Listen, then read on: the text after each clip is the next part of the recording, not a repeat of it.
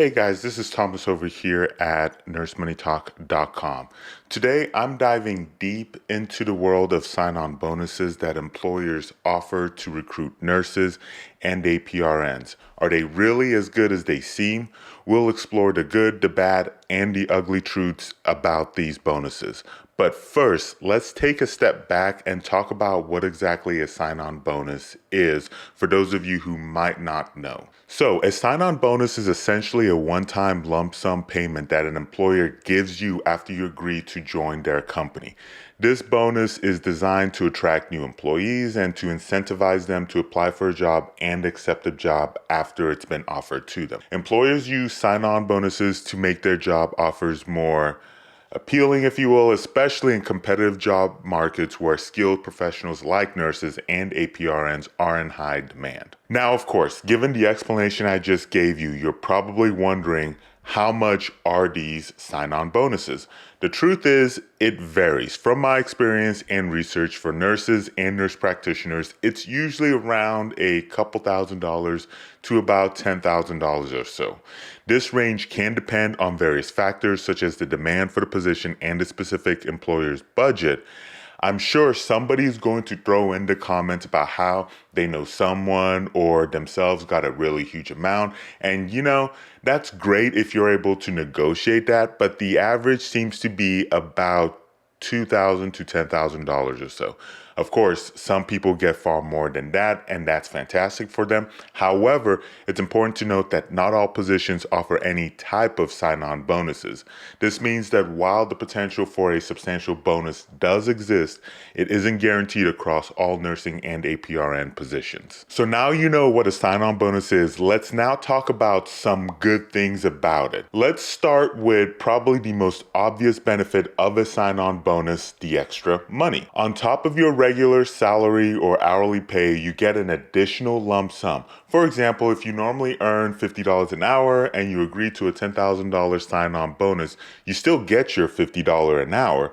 Assuming you work a normal full-time shift for the year, which is about 2,080 hours, that would add up to roughly about $104,000 annually without the sign-on bonus. Of course, with the sign-on bonus, you're now looking at about $114,000 for the year. Another potential benefit is that a sign-on bonus can indicate that the employer values their staff. Seeing an employer offering a sign-on bonus could mean that the employer values attracting good talent and is willing to pay up to do so. Now, seeing a sign-on bonus and signing on that dotted line is not all sunshine and roses, not even close.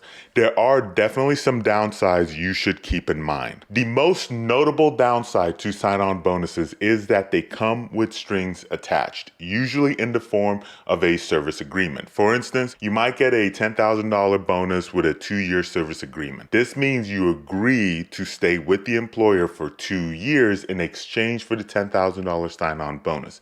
If you leave early, you might have to repay part or all of the bonus. Real quick, while I'm on this, I do think it's worth mentioning that having some kind of strings attached does make sense to a certain extent. The employer doesn't want to be in a situation where they hire someone on day 1, give them a sign-on bonus on day 2, and then that person quits on day 3 after receiving the sign-on bonus. So having some strings attached does kind of make sense to a certain extent. The main issue is when the stipulation is something really weird or overly restrictive, or when you don't know about the fine print when you're signing the contract. But more on that later. Another downside is the tax implication. Sign-on bonuses are considered income and will be taxed accordingly. It just kind of is what it is as far as earned income and the way it's taxed. The reason why I do have it here as a bad is that for big lump sums, it can be, for lack of a better word, depressing when you see how much of your money taxes will actually take from it. The other issue with sign-on bonuses and taxes come into effect if you have to repay back the sign-on bonus, but more on that later. Real quick, if you're finding this video helpful, I really would appreciate a thumbs up. It really does help me in terms of telling the YouTube algorithm that people are finding this video helpful, and so it'll show this video to more people. Also, if you are looking for jobs, make sure to check out the job board on Nurse Money Talk by going to nursemoneytalk.com jobs. Now let's keep going. All right, now let's talk about the ugly side of these incentives. Throughout my nursing career, both as an RN and as an APRN, I've had opportunities to accept sign-on bonuses, and I've generally declined them, and it's because of these reasons. The first reason, and a very ugly truth about sign-on bonuses, is that they often signal an underlying issue with the job itself or the company. Employers use these bonuses to attract and retain staff because there's something undesirable about the position or work environment. It could be severe understaffing, unsafe conditions, or a job that most nurses or advanced practice nurses don't want. We live in a capitalistic society, and the executives at these companies aren't giving out money out of the kindness of their hearts. They're only doing it because market forces such as difficulties in recruiting and retaining staff is compelling them to do so. Another reason I avoid sign-on bonuses is the fear of being stuck in a bad situation and unable to leave because of the service agreement. You might think, well, you could always pay it back, and depending on how the contract is written, that might be an option, but consider this: even if I could pay it back, would I be able to do so immediately when needed? Depending on how long I've been there, it could be a couple $1,000s to several $1,000s I'd have to repay. That's not an insignificant amount of money. Situations like this can force you to stay in a bad situation or make decisions you otherwise wouldn't. All right, now coming back to my thoughts on sign-on bonuses and whether or not you should consider them. Well, really, like all things, it's going to depend on your particular situation. It also depends on making sure that you understand what the heck is going on in that work environment. Lastly, you need to understand the fine print involved in that sign-on bonus. Actually, let's talk about the fine print situation real quick. I am always amazed at how often people sign things or agree to things without fully understanding what they're signing or what the actual agreement is. If you decide to take a sign-on bonus, you need to understand several key points. First of all, you need to know exactly how much you're actually getting. Then you need to understand the payout structure or of that sign-on bonus. For example, are you going to get all of the money up front? Let's say you sign a 2-year contract. Is the bonus paid in a lump sum, or is it spaced out over those 2 years? If it's spaced out, how is it distributed? Will you get portions of it at regular intervals, or will you not receive any of the money until the end of the 2 years? These are all crucial details that you need to understand. Another important aspect is to clarify how they are counting your work commitment. For example, if you sign a 2-year work commitment, what do they mean by 2 years?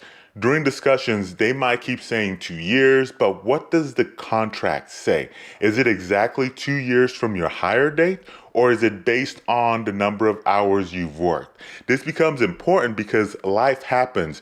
You might need to take FMLA if someone gets sick, go on maternity leave, or switch to part-time for some reason. How will these scenarios affect your ability to fulfill the commitment of the sign-on bonus? The next thing you need to consider is what happens if you don't fulfill your agreed upon commitment. Do you have to pay back the entire bonus, or is it prorated? These details matter a lot. Imagine you sign a contract for a $10,000 sign-on bonus with a 2-year agreement, so 24 months. Let's say you need to leave on the 23rd month with only 1 month left to fulfill your obligation. Depending on how the contract is written, you could be in one of two situations. You might only have to repay a prorated amount of the $10,000. So if you fulfill 23 out of the 24 months, you would repay just a small portion, maybe around $2,000, depending on the agreed upon terms. If the contract is written as an all or nothing, you might have to repay the entire $10,000 if you don't complete the full 24 months. Understanding this aspect is crucial because it can significantly impact your financial situation if you have to leave the job early. I've covered a lot in this video already, and there are timestamps in the descriptions if you need to go back and review something. But before I go, I'm going to leave you with 5 final considerations to keep in mind if you decide that you're going to go down the sign-on bonus route. The first is to understand that you can negotiate, and I strongly encourage you to do so. Of course, try to negotiate for the highest possible sign-on bonus, but also make sure to negotiate terms that won't leave you in a bad situation if you have to leave early. At a minimum, try to negotiate for a prorated repayment plan if you don't fulfill the full term. This way, you won't be stuck paying back the entire bonus if you have to leave before the contract period ends. Another important consideration is the tax implication of a sign-on bonus. Just to clarify, this isn't tax advice, so always seek the guidance of a tax professional. But it's crucial to understand that sign-on bonuses are considered income and will be taxed accordingly. Minus the sticker shock of seeing how much of your bonus will go to Uncle Sam, I think the real issue will present itself if you have to repay the bonus. Let's use the example of a $10,000 sign-on bonus paid out over a 24-month period. If you have to leave in the 23rd month, you'll need to repay a portion of that bonus. Even though the bonus was taxed, when you received it, you will need to repay the full amount, not the after-tax amount. This can create a complex situation because the bonus was taxed over 2 different tax years. To navigate this, you'll need the help of a tax professional who can guide you on how to handle the repayment and ensure you recoup any taxes paid on the money you're now returning to the employer. The next consideration is to really figure out what's important to you in any job. While a sign-on bonus might seem attractive, you need to assess your personal and professional priorities. Think about aspects like a non-compete clause. Do you want that removed? Maybe you prefer a higher base salary instead of a sign-on bonus. For example, instead of $40 an hour with the sign-on bonus, you might negotiate for $50 an hour without the bonus. Consider other benefits too, like productivity incentives, moving expenses, CME reimbursements, or additional vacation time. These elements can significantly impact your overall job satisfaction and financial well-being. Negotiating these aspects can be just as, if not more, beneficial than a one-time bonus. I briefly touched on this earlier, but it's important to know the typical sign-on bonus rates in your area. If you're planning to negotiate one, understanding what's appropriate for your position, whether you're an LPN, an RN, a nurse practitioner, or even a CRNA is essential. Research what sign-on bonuses are common in your specific field and region. Also consider what bonuses have been offered by the particular hospital or hospital system you're negotiating with. Having this knowledge will give you a better idea of what to expect and help you negotiate more effectively. My last point, and this is something important to consider, is that sometimes it might be better to negotiate a higher base wage instead of a sign-on bonus. I know this isn't possible for everyone, but it's worth mentioning. Think about your timeline and goals. If you plan to stay in the position for a while, well beyond the period covered by the sign-on bonus, negotiating a higher base wage could be more beneficial in the long run. A higher hourly wage means you'll continue to benefit from the increased pay throughout your employment, not just during the sign-on bonus work commitment period. For example, if you end up working a lot of overtime, time and a half on a higher wage can add up quickly. Additionally, if your employer offers yearly raises, even a small percentage increase on a higher base wage will result in more money over time. In general, make a note of what's important to you, your goals, and where you see yourself in the next few years. This will help guide your decisions and ensure you make the best choice for your career and financial well-being.